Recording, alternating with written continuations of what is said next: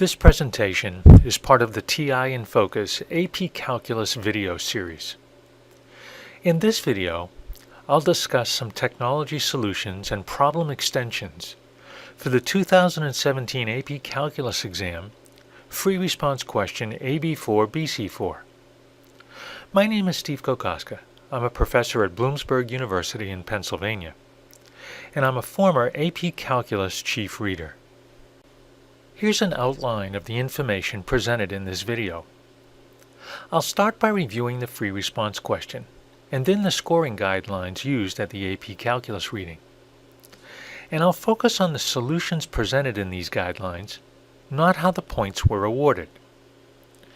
Now, even though this free response question was not calculator active, I'll show you how to use technology to explore and solve parts of this question, where appropriate. And because the free response questions are usually very comprehensive, I'll suggest some problem extensions, additional AP Calculus type questions associated with the information given in the problem. And some of these questions may be calculator active. In this contextual problem, a boiled potato is taken from a pot on a stove, and we're given the initial internal temperature of the potato. In addition, the internal temperature is modeled by a given differential equation. In part A, we need an equation for the line tangent to the graph of h at time t equals 0. And then we need to use this equation to approximate the internal temperature of the potato at time t equals 3. In part B, we need to use the second derivative of h with respect to t to determine whether the answer in part A is an overestimate or an underestimate. And in part C, we're given another differential equation that models the internal temperature of the potato. We need to solve this differential equation, and that is find an expression for g of t, and then use this model to find the internal temperature of the potato at time t equals 3. Here's a quick look at the scoring standard used at the AP Calculus reading. And remember, I'm going to focus on the solutions, not how the points were awarded. Part A was worth 3 points.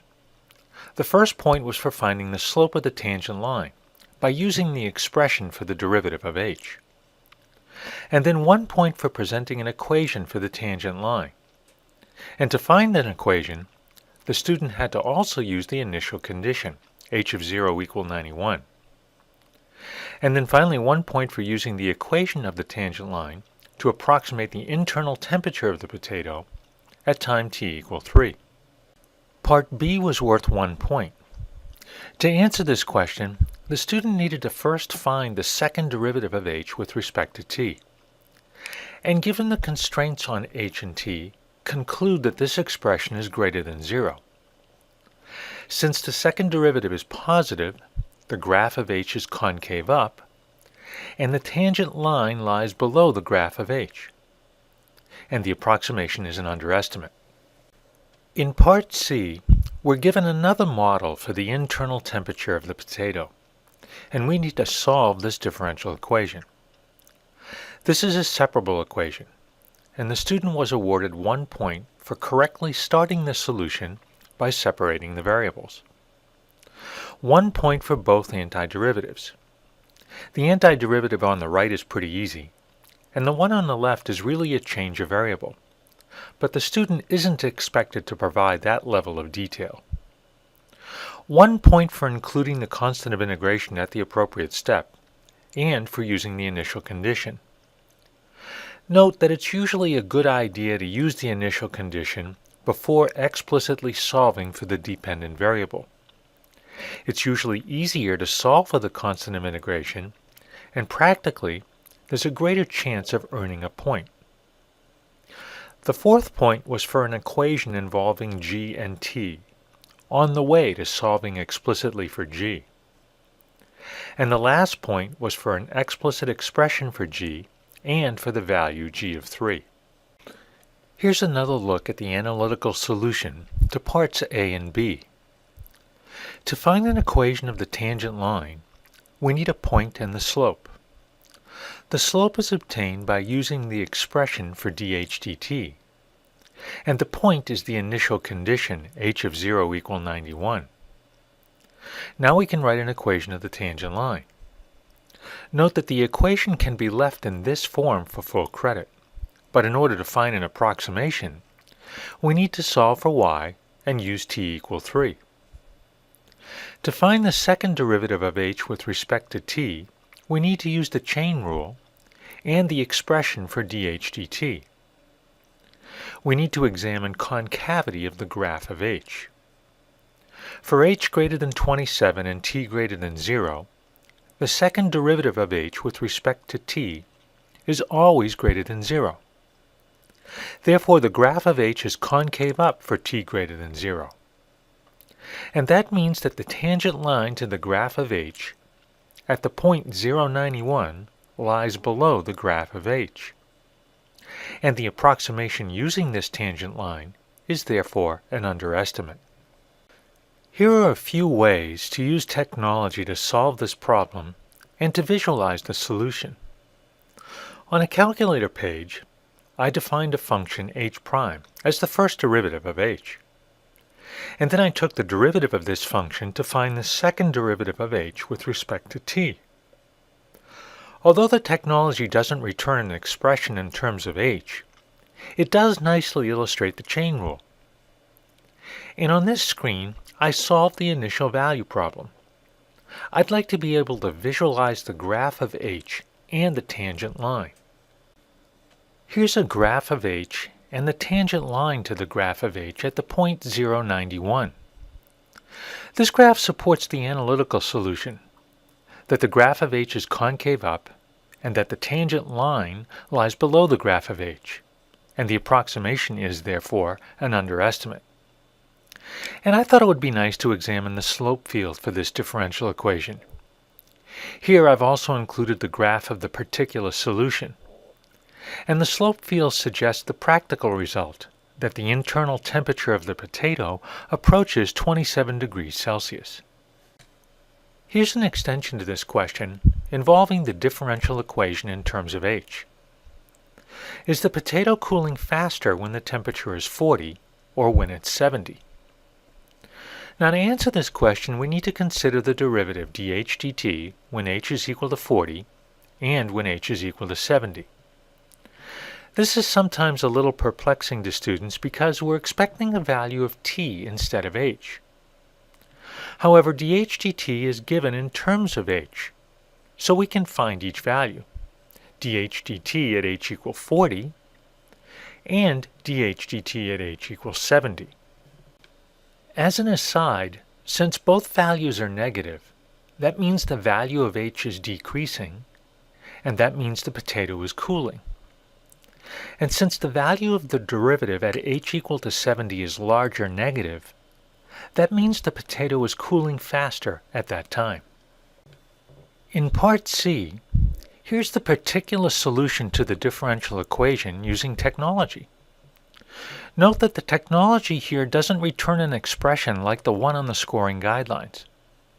So just to make sure I have the same expression, I expanded the solution given, and the two polynomials are the same. And to find the value of g at t equals 3, I just evaluated my expression for g at t equals 3. Here's another extension to this free response question. Let's suppose we have yet another alternate model for the internal temperature of the potato. The function capital T satisfies this differential equation, where k is a constant, t of 0 equals 91, and t of 5 equals 60. Let's find an expression for the function capital T, which means we'll have to solve this differential equation. When will the internal temperature of the potato be 40 degrees Celsius? Let's see if we can find the limit as t goes to infinity of the function capital T, and explain the meaning of this answer in the context of the problem. And finally, let's sketch the graph of capital T and the slope field on the same coordinate axes. First, note that this differential equation is a result of Newton's law of cooling, and that is that the temperature of an object cools at a rate proportional to the temperature of the surrounding medium. Now, we can certainly solve this differential equation by separation of variables. But let's be a little clever about finding an expression for capital T. Consider a change of variables. If we let y equal t minus 20, then the differential equation becomes dy dt equals ky. And we recognize this as the differential equation associated with the law of natural decay. So the solution must be of this form. And now we just need to find the value of the constant k. We know the temperature of the potato at time t equal 5, and therefore we know the value of y at t equal 5. We solve for k, and finally we use the relationship between y and capital T to solve for capital T. To find the time at which the internal temperature of the potato is 40, we need to solve this equation for small t. We can do this analytically, but here's a numerical approximation to the answer.